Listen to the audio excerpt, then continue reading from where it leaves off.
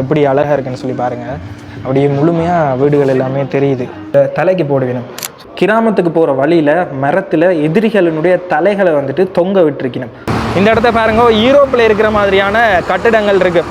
So இந்த சீட்டை பாருங்கள், இதில் மேலே பார்த்தீங்கன்னாலே தெரியும். இதில் பலி கொடுக்கறதுக்காக பயன்படுத்தப்படுற ஒரு மரம். இங்கே பாருங்கள் இவ்வளோ பெரிய ஒரு மண்டையோடன்னு சொல்லி அவர்கிட்ட பள்ளிக்கூட டைமில் வந்து பார்த்தீங்கன்னா ஸ்ரீலங்கான்னு சொல்லித்துக்கு இல்லையாம் சிலோன்னு தான் சொல்லி கொடுத்துருக்கணும். மனுஷனை எல்லாமே வேட்டையாடுகிறோம். தலையை வெட்டிச்சினோம்னு சொன்னால் அவர்கள் எத்தனை பேரை தலையை வெட்டினமோ அத்தனை தலைகளுடைய அமைப்புகளை வந்து அவர்கள் ஒரு நகையாக வந்து போட்டுக்கொள்வினோம். இது ஸோ நாங்கள் தங்கியிருந்தது வந்துட்டு அதில் கிராண்ட் ஹோட்டல்னு சொல்லி அங்கே தான் தங்கியிருந்தோம். நாங்கள் பாதுகாக்கிறதுக்காக கேடயம் மாதிரி அமைப்புகளுமே செய்து வச்சுருந்துருக்கோம். இப்போவே நாங்கள் வந்து டிக்கெட்டை புக் பண்ணுறோம்.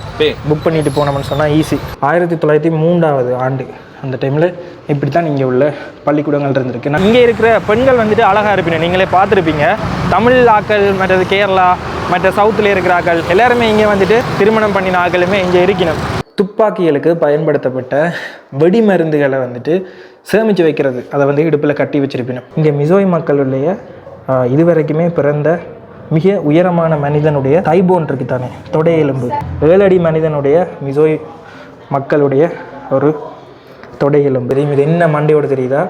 இது வந்து ஒரு புலியினுடைய மண்டையோடு. Guinness world record. கடைகள் இருக்குது. அந்த கடைகளில் வந்து பார்த்தீங்கன்னா கூடைகள் மாதிரி இருக்குது. முதலாளி மாதிரி இருக்க மாட்டேனும், அதாவது அந்த கடை உரிமையாளர் இருக்க மாட்டேனும். அதுக்குரிய விலைப்பட்டியல் இருக்குது.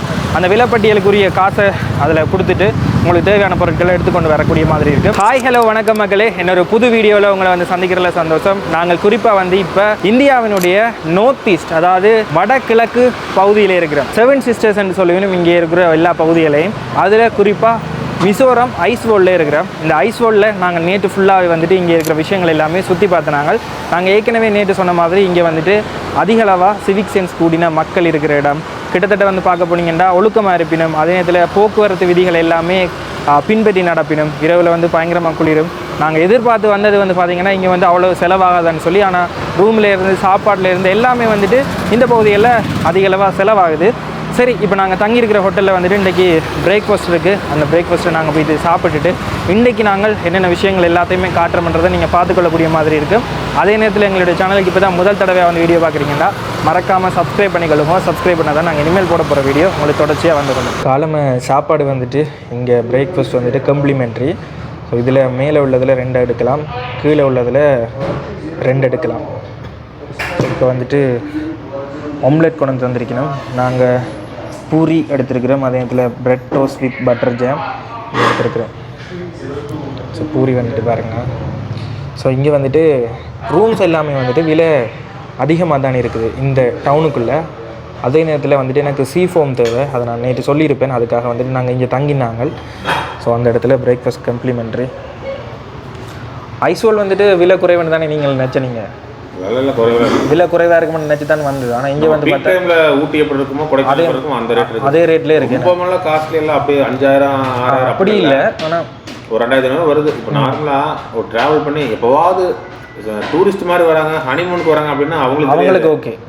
எங்களை வேலையை சுற்றிட்டு இருக்கும்போது 2500 ஒரு ரூமில் எடுத்துன்னு வச்சுக்கோங்க, அது வந்து சட்ட சிக்கலாயிடும். இப்போ சாதாரண ரூமே வந்து பார்த்திங்கன்னா இங்கே 1500 1700 தான் இது இடங்களில் எல்லா இடத்துலையுமே இருக்குது.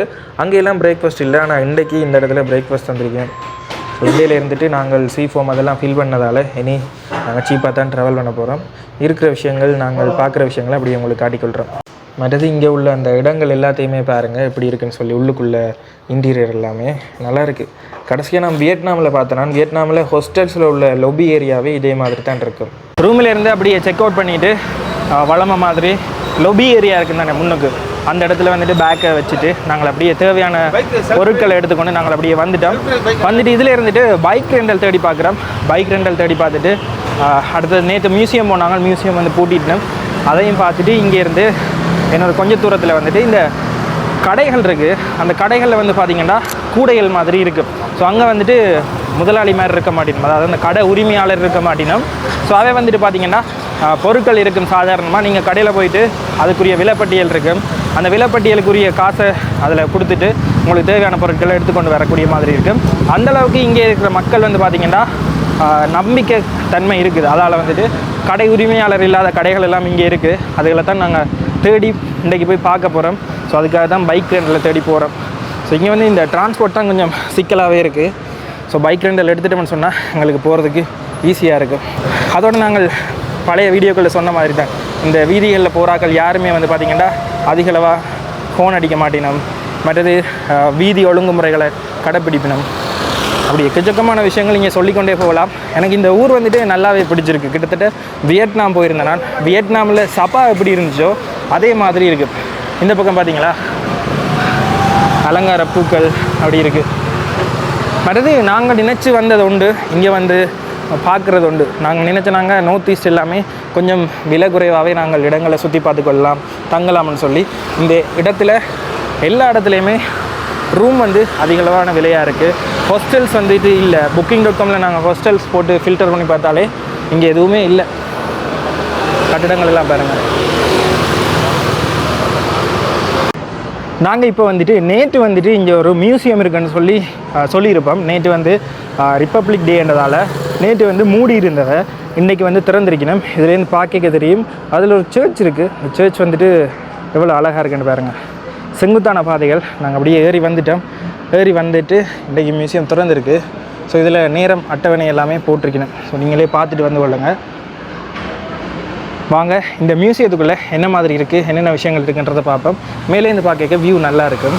இதில் பார்த்தீங்கன்னா தெரியும் மிசோரம் ஸ்டேட் மியூசியம் இனோகிரேட்டட் பைன்னு சொல்லி அந்த பேர் போட்டிருக்கு. குறிப்பாக வந்து ஜூலை 13, 1993 அப்போயே வந்துட்டு இது வந்துட்டு திறந்துட்டினோம். ஸோ உள்ளே போயிட்டு பார்ப்போம். இதில் டைம் எல்லாமே போட்டிருக்கணும். மொத்தமாக எங்களுக்கு வந்துட்டு காசு 40 ரூபா எடுத்தவன் 2 பேருக்கு. கேமராவுக்கு வந்துட்டு 20 ரூபா எடுத்தவன். இதில் விலைப்பட்டியல் எல்லாமே போட்டிருக்கு. ஸோ நாங்கள் அப்படியே உள்ளுக்கு போயிட்டு மியூசியத்தில் என்னென்ன விஷயங்கள் இருக்குன்றதை அப்படியே பார்ப்போம். இதில் பார்த்தீங்களா பழைய முக்கியமான ஆட்களுடைய புகைப்படங்கள் எல்லாமே இதில் போட்டிருக்கணும். இங்கே பாருங்க மேலே மிசோரத்தினுடைய பழங்குடி மக்களுடைய ஓவியங்கள் அந்த காலத்தில் எப்படியெல்லாம் இருந்திருக்கும் என்றதை வந்து கற்பனை வாயிலாக கீறி அப்படியே போட்டிருக்கணும். கற்பனை என்று சொல்ல முடியாது, அந்த காலத்தில் பார்த்து இதென்ன விஷயங்களை அப்படியே போட்டு வச்சிருக்கணும்.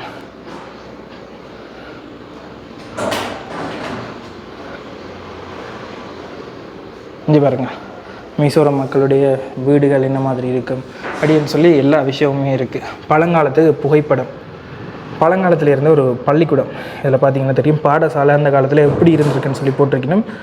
1903ஆவது ஆண்டு அந்த டைமில் இப்படி தான் இங்கே உள்ள பள்ளிக்கூடங்கள் இருந்திருக்கு. நாங்கள் ஏற்கனவே சொல்லியிருப்போம், இங்கே வந்துட்டு மக்களுடைய கல்வி அறிவு வந்துட்டு இந்தியாவிலேயே ஒட்டுமொத்த இந்தியாவிலேயே கேரளாவுக்கு அடுத்தபடியாக இருக்குது. ஸோ அப்படிப்பட்ட இடத்துல தான் நாங்கள் இப்போ இருக்கிறோம். ஓவியத்தில் வடிவ கவனிச்சிங்கன்னா தெரியும், அவர்களுடைய கிராமத்துக்கு போகிற வழியில் மரத்தில் எதிரிகளினுடைய தலைகளை வந்துட்டு தொங்க விட்டுருக்கணும். பார்த்தாலே அவ்வளவு பயமாக இருக்குது. அந்த காலத்தில் ஜோதிச்சு பாருங்கள், உயிரோட ஒரு தலையை அப்படியே தொங்க அப்படியே விட்டுருக்கணும். ஸோ இங்கே வந்துட்டு அவர்களுடைய பக்கத்து கிராமமோ இல்லை எதிரிகளோ வந்துட்டு தங்களுடைய கிராமத்தை சூறையாட வந்தால் இந்த மாதிரி நடக்கும் என்றதை ஒரு அபயமாக காட்டுற மாதிரி இதில் போட்டிருக்கணும். நாங்கள் ஆப்பிரிக்காவில் கூட பார்த்துருப்போம். ஆப்பிரிக்காவில் வந்துட்டு மக்கள் எவ்வளவு காசு வச்சிருக்கணும்னு மதிக்க மாட்டினோம். அந்த கிராமத்தில் எவ்வளவு பசுமாடுகள் வச்சிருக்கணும்ன்றதை வச்சு தான் அந்த கிராமம் எவ்வளவு செழிப்பானதுன்றது. ஸோ பக்கத்து கிராமம் பக்கத்து ட்ரைபல் ஆக்கள் வந்துட்டு அந்த ஆவினங்கள் அதாவது மாடுகளை கவர்றதுக்காக வருவினம். அவர்களுக்கும் அந்த காலத்தில் இதே மாதிரி தான். ஸோ இங்கே வந்துட்டு இனக்குழுக்களுக்கு இடையே அடிக்கடி பிரச்சனைகள் வரும். அது உலகத்தில் எல்லா இடத்தையுமே நடக்கிற விஷயம். இன்னொரு விஷயம் இதில் கவனித்து பார்த்தீங்கன்னா தெரியும், 2010 12 மார்ச் மாதம் வந்துட்டு இந்த ஐஸ்வாலில் மிசோரம் இந்த இடத்துல வந்து பார்த்திங்கன்னா உலகத்திலேயே மிகப்பெரிய பம்பு டான்ஸ் வந்துட்டு இங்கே நடந்திருக்கு. அதுக்கு பார்த்தீங்கன்னாலே அதில் தெரியும் என்ன போட்டிருக்கு, கின்னஸ் வேர்ல்ட் ரெக்கார்ட் இங்கே வந்துட்டு இந்த மக்களால் சாதிக்கப்பட்டிருக்கு. இந்த பக்கத்தில் பாருங்கள், கையில் என்ன வச்சுருக்கணும், துப்பாக்கிகள் எல்லாமே வச்சுருக்கணும். ஸோ துப்பாக்கிகள் வைத்த பழங்குடி மக்களினுடைய ஓவியங்கள் இந்த இடத்துல இருக்குது. இதுலேயுமே பார்த்திங்கன்னா அந்த அவர்களுடைய வீடமைப்புகள் என்ன மாதிரி இருக்கும் என்றதை சித்தரிக்கிற மாதிரியான ஓவியங்கள் எப்படி இருக்குது. இங்கேயுமே அப்படித்தான். இந்த கல்லை வந்துட்டு தூக்கி எறிகிற ஒரு விளையாட்டு வந்துட்டு இங்கே ஃபேமஸ், பழங்காலத்தில் இருந்திருக்கு. நாங்கள் கூட சொல்லுவோம், முந்தி வந்து தமிழ் பாரம்பரியத்தில் இந்த வெட்டிங் பண்ணுறதுக்காக ஒரு ஆண் வந்து தென்னை ஒரு கம்பீரம் மிக்க ஆண்ன்றதை பெண்கள் மத்தியில் இதுன்றதுக்காக இப்படியான ஒரு வட்ட வடிவத்தில் உருளையான கல்லை வந்துட்டு அப்படியே தூக்கி இப்படியே போடுகிறோம். ஸோ இந்த நீயா நானா அந்த இதில் எல்லாமே அந்த எபிசோட்ஸ் எல்லாமே நான் பார்த்தேன். இதில் பார்த்தீங்கன்னா தெரியும் பழங்காலத்து பிரிண்டராக இல்லாட்டிக்கு நூல் நூக்குற மிஷினாக தெரியலை, இதில் வச்சுருக்கணும்.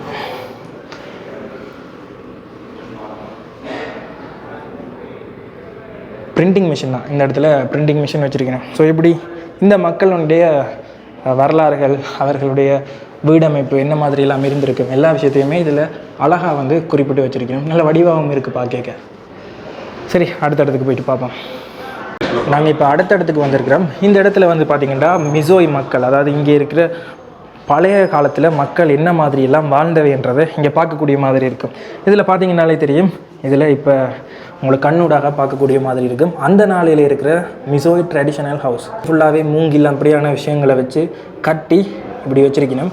நிலத்திலேருந்து ஒரு குறிப்பிட்ட அளவு உயரத்தில் தான் இதை வச்சுருக்கணும். பழங்காலத்து பேர் போட்டிருக்கு மீ நாரான் இன்னன்னு சொல்லி. இங்கே வந்துட்டு மிசோய் மக்கள் பேசுகிற மொழி வந்துட்டு மிசோன்னு தான் சொல்லிக்கணும். அதாவது இது திபெத்தியன் பர்மா லாங்குவேஜ்னு தான் போட்டிருந்தது. ஸோ அப்படியான மொழி பேசுகிற மக்கள் தான் நீங்கள் அதிக அளவாகவே இருக்கணும். இதில் எல்லாமே பார்த்திங்கனால தெரியும், அவர்கள் பயன்படுத்தின சின்ன சின்ன விஷயங்கள் எல்லாமே இதில் இருக்குது. சின்ன பெட்டி மாதிரி அதில் இருக்குது. இதில் பார்த்திங்கன்னா சின்ன கூசா மாதிரி இருக்குது. இதெல்லாம் நான் நினைக்கிறேன் பழைய காலத்தில் அந்த தாவரங்கள் அப்படியான விஷயங்களை வச்சு செய்யக்கூடிய மாதிரி இருந்திருக்கும். காட்டில் கிடைக்கிற விஷயங்களை வச்சு செய்திருக்கணும். இதில் பார்த்திங்கனாலே தெரியும், அந்த புகைப்பிடிக்கிறதுக்கு பயன்படுத்துகிற ஒரு விஷயம் மாதிரி இதில் இருக்குது. குறிப்பிட்டு சொல்லணும்னு சொன்னால் நாங்கள் ஆஃப்ரிக்காவில் பார்த்துருப்போம்.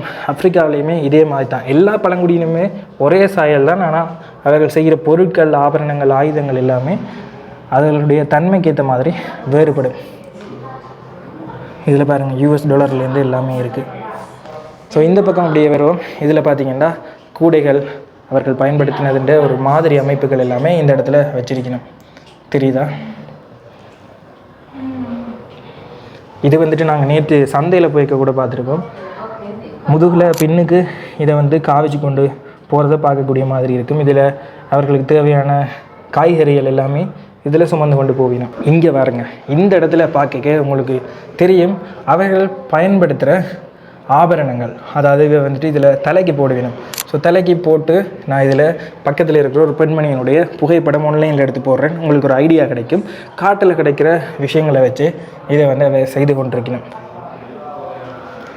இந்த பக்கம் பார்த்திங்கன்னா தெரியும், அவர்கள் பயன்படுத்தின நகைகள், ஆபரணங்கள் எல்லாமே இருக்குது.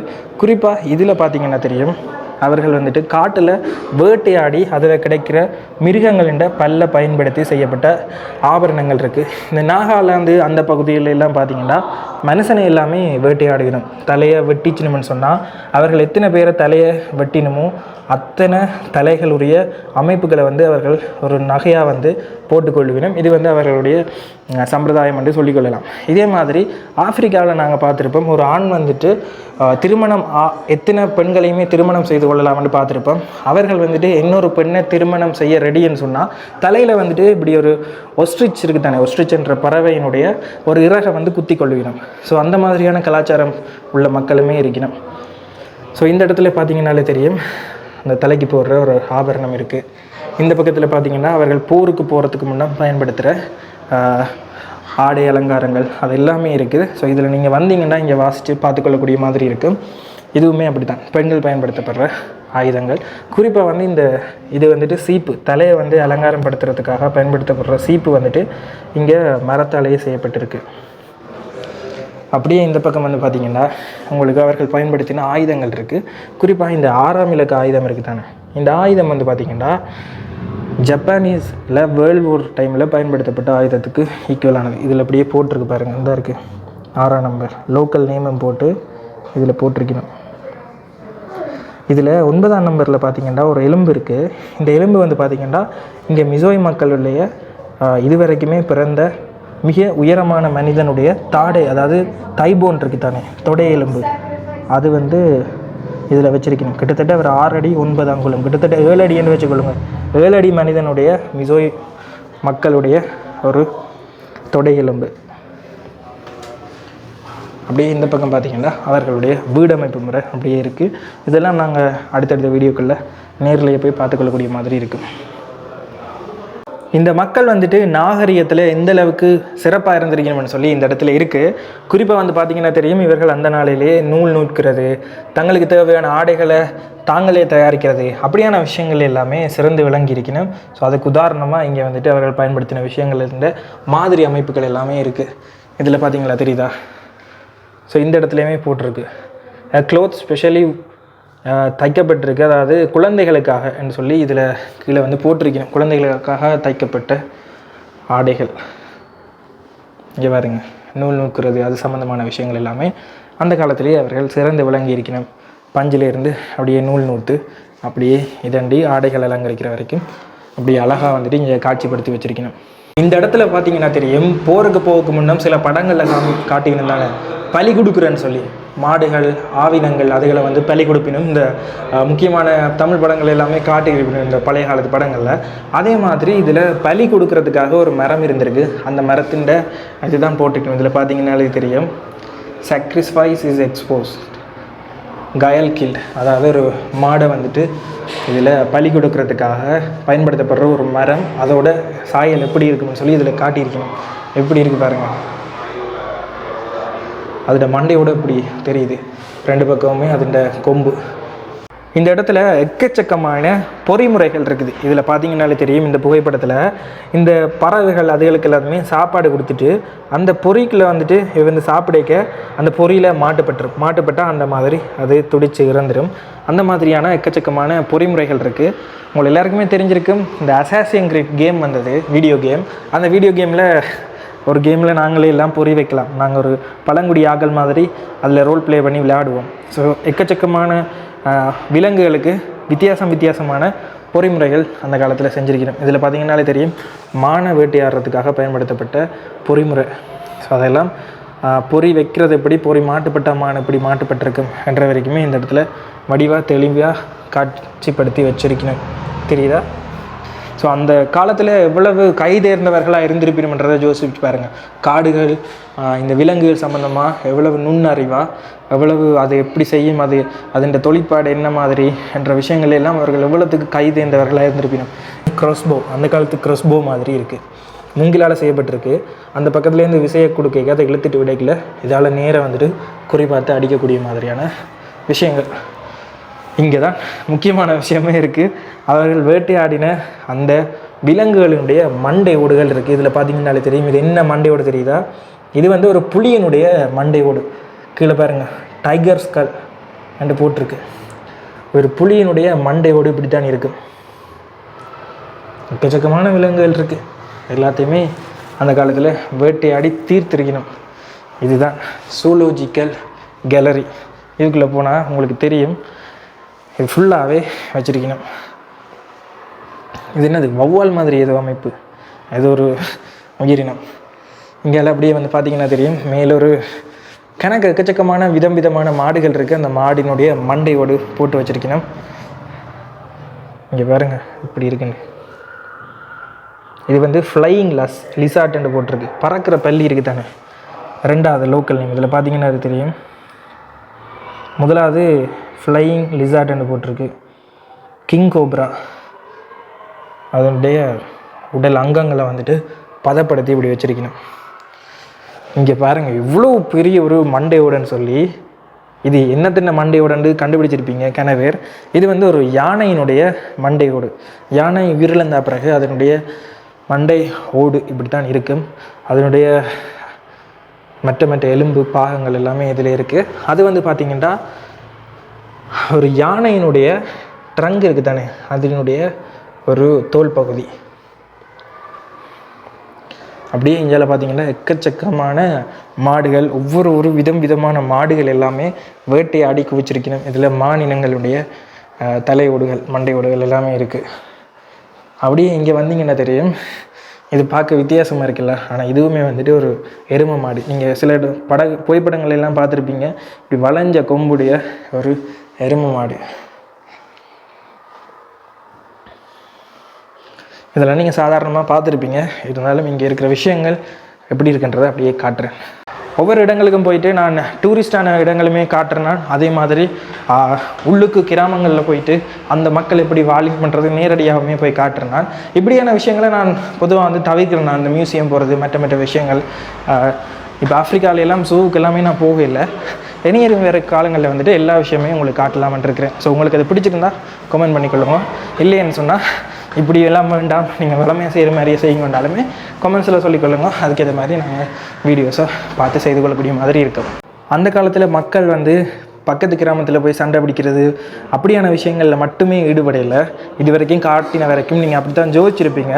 இருந்தாலுமே அவர்கள் வந்து மற்ற விஷயங்கள்லையுமே கைதேர்ந்தவர்களாக இருந்திருக்கணும்.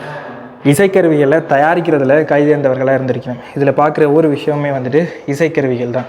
இது நாளடைவில் அவர்கள் வந்துட்டு மேற்கத்திய இது வந்து இங்கே வந்த பிறகு அதில் தயாரிக்கப்பட்ட இசைக்கருவிகள். இதில் பார்த்தீங்கன்னாலே தெரியும், தட்டினா எப்போவுமே சத்தம் பெறும். எப்படி இருக்குது? இப்படியான விஷயங்கள் எல்லாமே இங்கே வந்து செய்திருக்கணும். இப்படியான ஒரு கருவி வந்துட்டு நாங்கள் வியட்நாமில் சபான்னு சொல்கிற ஒரு கிராமத்துக்கு போயிருப்போம். அங்கே வந்து இந்த மூங்கிலால் செய்யப்பட்ட ஒரு இசைக்கருவியை பார்த்துருப்போம். இந்த பகுதி மட்டும் மெல்லிசாக இருக்கும், இது வந்து கொஞ்சம் நீண்டு வரும்.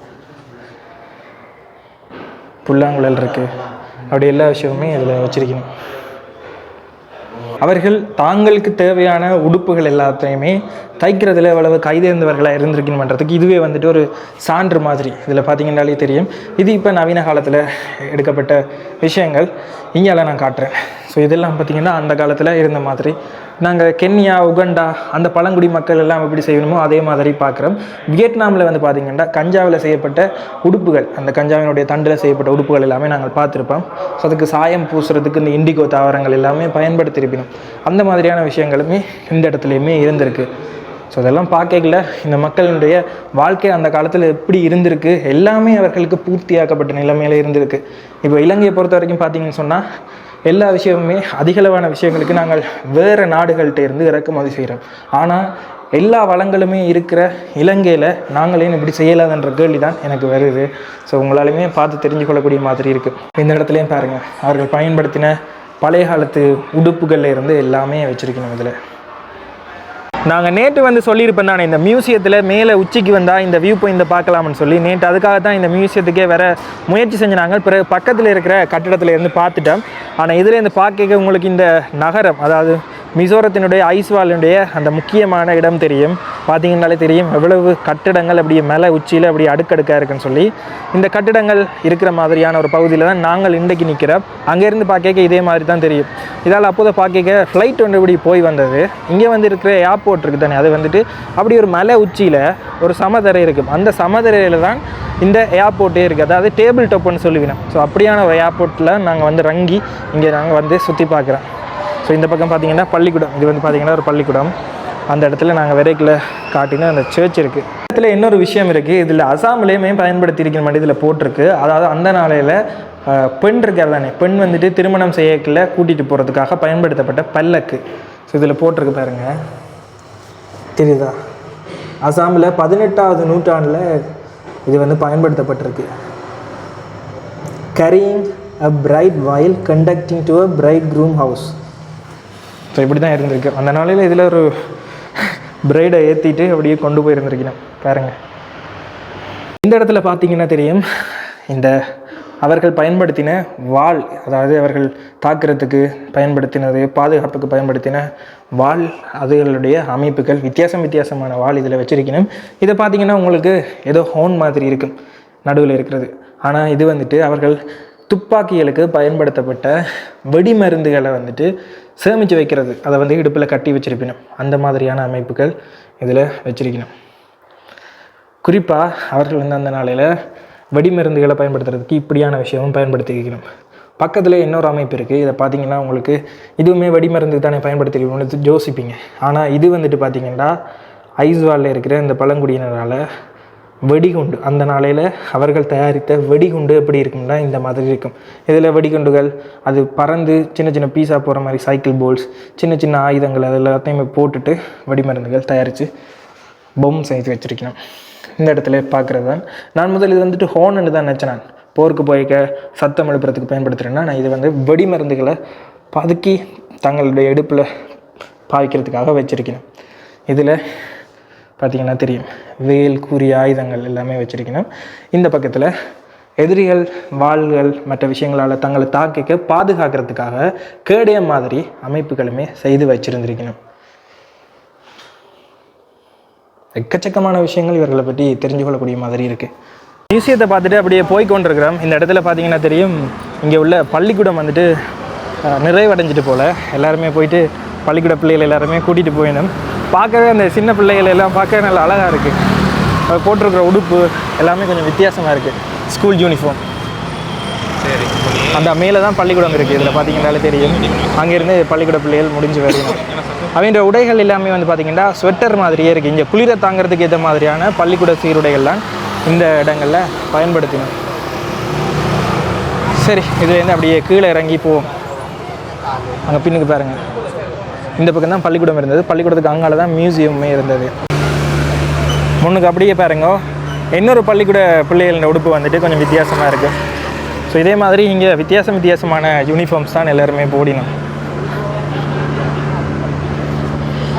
திருப்ப நாங்கள் வந்துட்டு இந்த மிசோரத்தினுடைய முக்கியமான டவுனுக்குள்ள இடத்துக்கு வந்துட்டோம். ஸோ இதில் இருந்துட்டு ஒரு கஃபே இருக்குது. அந்த கஃபேல இருந்து பார்க்க அந்த வியூ பாயிண்ட் எல்லாமே நல்லா இருக்குது. ஸோ இங்கே வந்துட்டோம், இதை கூட பார்க்காம போனால் என்ன, அதனால் அதையுமே பார்த்துட்டு போகலாம்னு சொல்லி வந்திருக்கிறோம். அந்த பக்கம் பார்த்தீங்கன்னா தெரியும், பைக் டாக்ஸி இருக்குது. இங்கே பைக் டாக்ஸியில் ஏதாவது ஒன்றில் கதைச்சிட்டு குறைஞ்ச விலைக்கே போய்க்கொள்ளக்கூடிய மாதிரி இருக்கும். ஸோ போய்க்கொள்ளுவோம். அதில் தெரியுது பார்த்தீங்களா, ஃபுல்லாகவே பைக் டாக்ஸி தான். இந்த இடத்த அப்படியே காட்டுறேன் பாருங்கள். அது இன்னொரு விஷயமே நான் கேள்விப்பட்டேன். நான் சவுத் சைடில் இருந்துட்டு இங்கே சுற்றி பார்க்க வருவினோம் மக்கள், இடங்கள் சுற்றி பார்க்க வருவினோம், வேலை நிமித்தம் வருவினோம். இப்படியெல்லாம் இங்கே வந்துட்டு இங்கே இருக்கிற பெண்கள் வந்துட்டு அழகாக இருப்பினும், நீங்களே பார்த்துருப்பீங்க.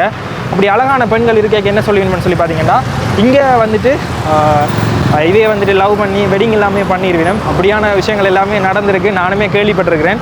தமிழ் ஆக்கள், மற்றது கேரளா, மற்ற சவுத்தில் இருக்கிற ஆக்கள் எல்லாருமே இங்கே வந்துட்டு திருமணம் பண்ணின ஆக்களுமே இங்கே இருக்கணும்.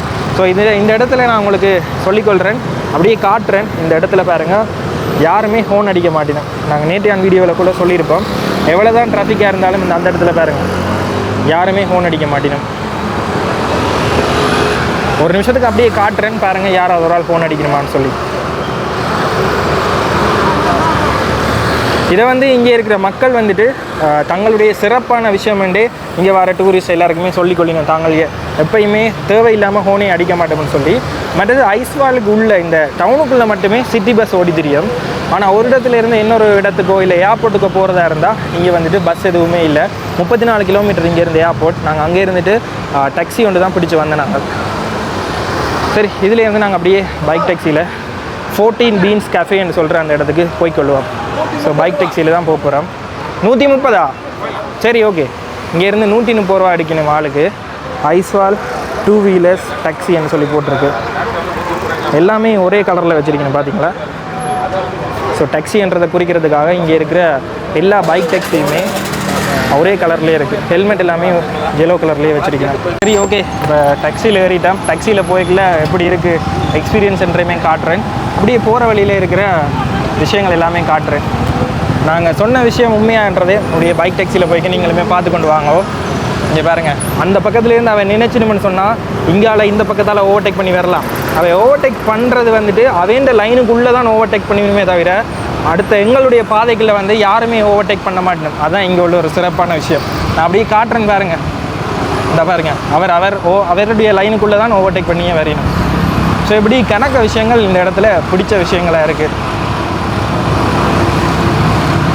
இது வரைக்கும் ஒருத்தருமே ஹோன் அடிக்கலை. இதுலேருந்து கிட்டத்தட்ட ஒரு 3 கிலோமீட்டர் தான் இருக்குது நாங்கள் போகிற 14 பீன்ஸ் கஃபே. அந்த கஃபேயில் வந்துட்டு கொஞ்சம் விலை கூடவாக இருந்தாலும் உங்களுக்கு காட்டுறதுக்காக போகிறோம். அந்த வியூ பாயிண்ட்டுமே நல்லா இருக்குது. ஸோ வந்துட்டோம், கட்டாயமாக உங்களுக்கு காட்டுறதுக்காக. அதை செய்யலையேண்டா என்ன அர்த்தம், போயிடுவோம். இங்கே பாருங்கள், பார்க் பண்ணின எல்லாமே ஒரே சீராக வரிசையாக பார்க் பண்ணி வச்சுருக்கணும். ஒருத்தர் என்னாலுமே குறுக்க பார்க் பண்ணவே இல்லை. இதே எங்களோட ஊரில், சரி இலங்கையில் கூட இதை வந்து பார்க்குறது உண்மையிலேயே கஷ்டம். ஸோ அந்தந்த ஊரில் என்னென்ன நல்ல விஷயங்கள் இருக்கோ அதை வந்துட்டு நாங்கள் எங்களோட ஊருக்குமே கொண்டு வந்தால் எவ்வளோ நல்லா இருக்குமென்னு சொல்லி நான் ஒவ்வொரு இடங்களும் சுற்றி பார்க்க யோசிக்கிறேன். நான் இந்த இடத்த பாருங்க, யூரோப்பில் இருக்கிற மாதிரியான கட்டிடங்கள் இருக்குது. ஸோ இந்த ஸ்ட்ரீட்டை பாருங்கள், இதில் மேலே பார்த்தீங்கன்னாலே தெரியும் அடுத்து எல்லா இடமே அவ்வளோ க்ளீனாக இருக்குது, சுத்தமாக இருக்குது. அப்படியே பார்த்து கொண்டு வாங்க இந்த சிட்டி வியூவை. இது வரைக்கும் ஒரு ஆள் ஃபோன் அடித்து நான் பார்க்கவே இல்லை, நீங்களுமே பார்த்துருக்க மாட்டீங்க.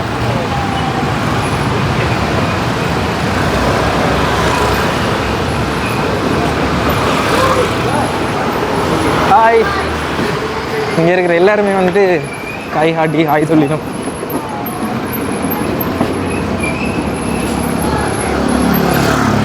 எப்படி இருக்குது பாருங்க, அந்த மலையில் ஃபுல்லாகவே வீடுகள்லாம். இது வந்துட்டு ஒரு பள்ளிக்கூடம்.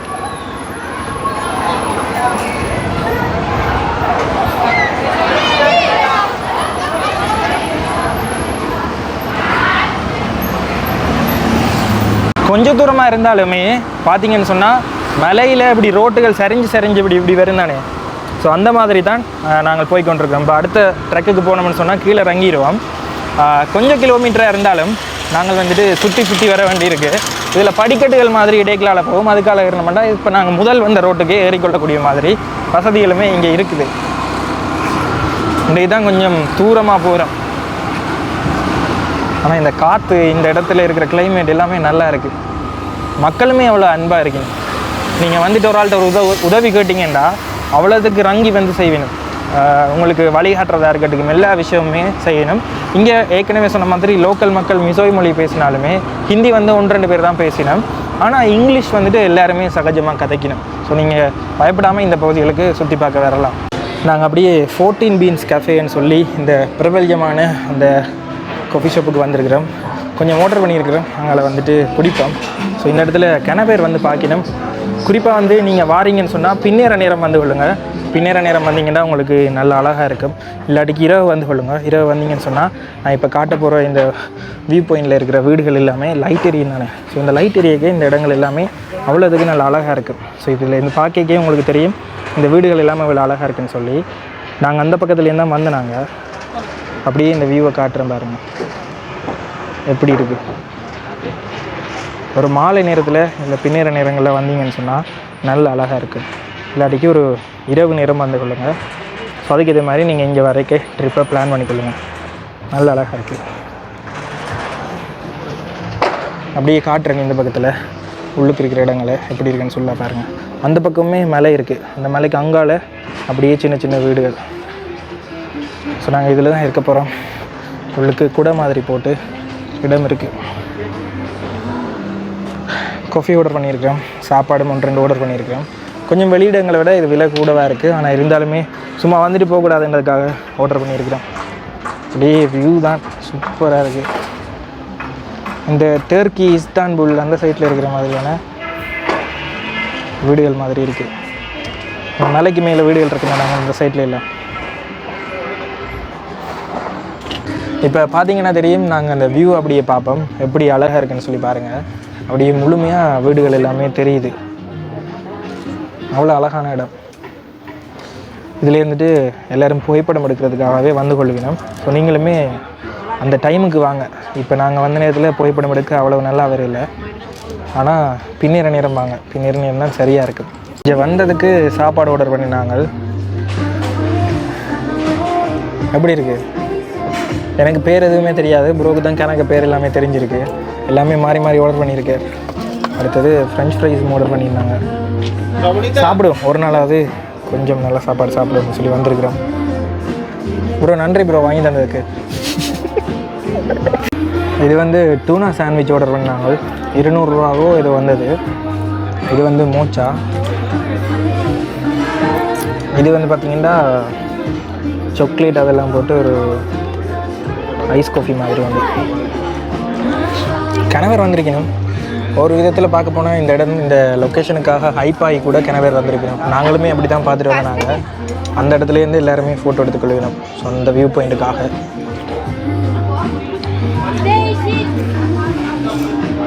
வியூ உண்மையிலேயே நல்லா இருக்குது. ஆனால் வந்துட்டு பார்த்தீங்கன்னா சாப்பாடு வந்துட்டு அந்தளவுக்கு நல்லா இருக்கான்னு கேட்டால் இல்லை. எனக்கு அவ்வளோவா பிடிக்கல.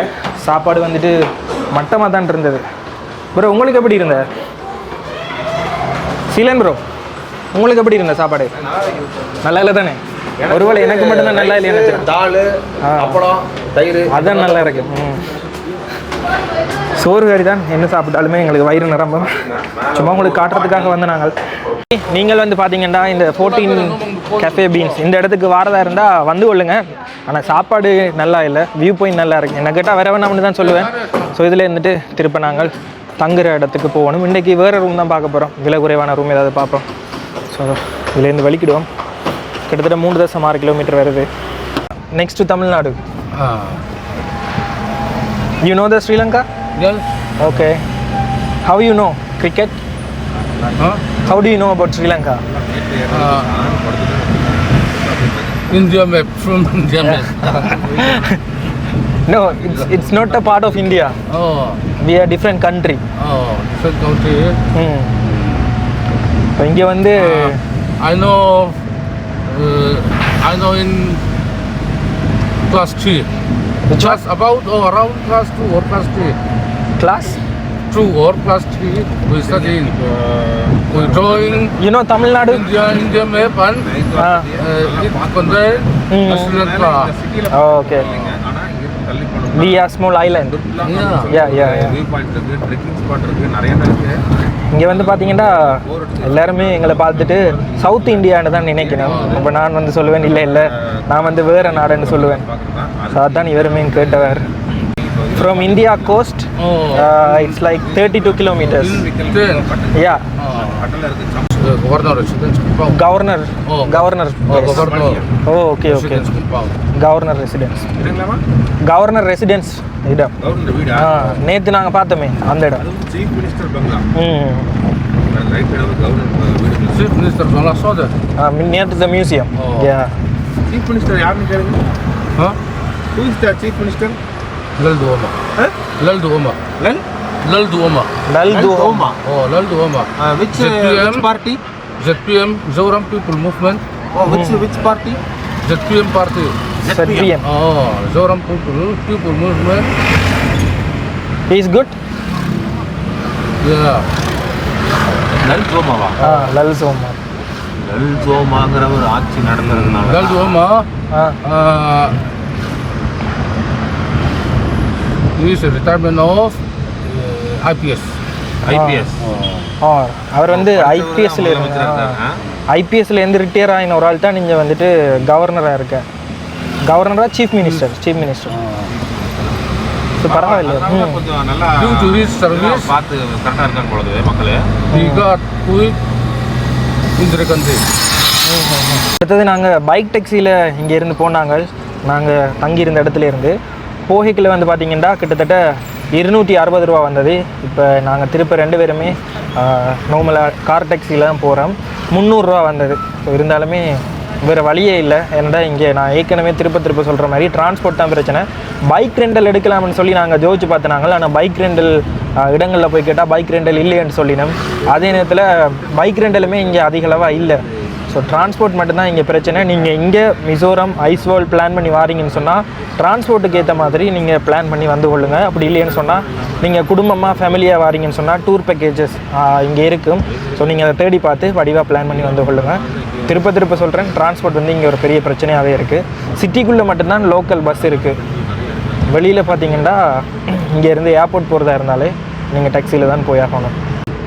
Sri Lanka previously name Ceylon.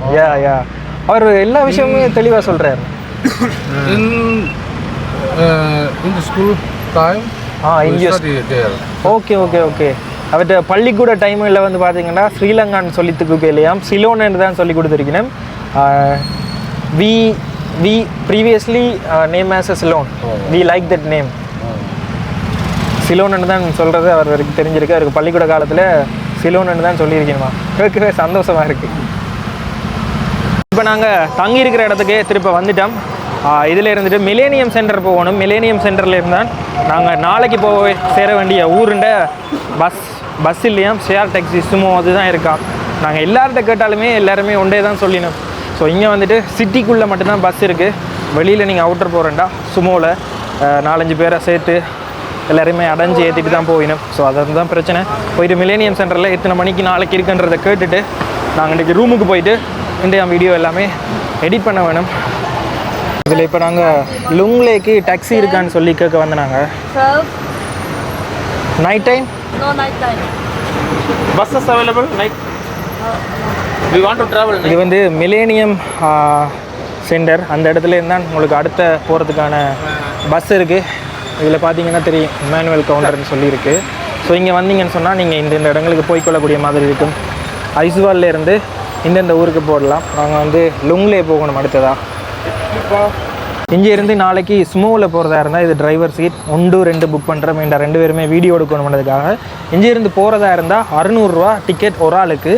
இங்கேருந்து போகிறதுக்கு விடிய காலமே 6 மணிக்கு ஒரு பஸ் ஒரு சுமோ இருக்குது.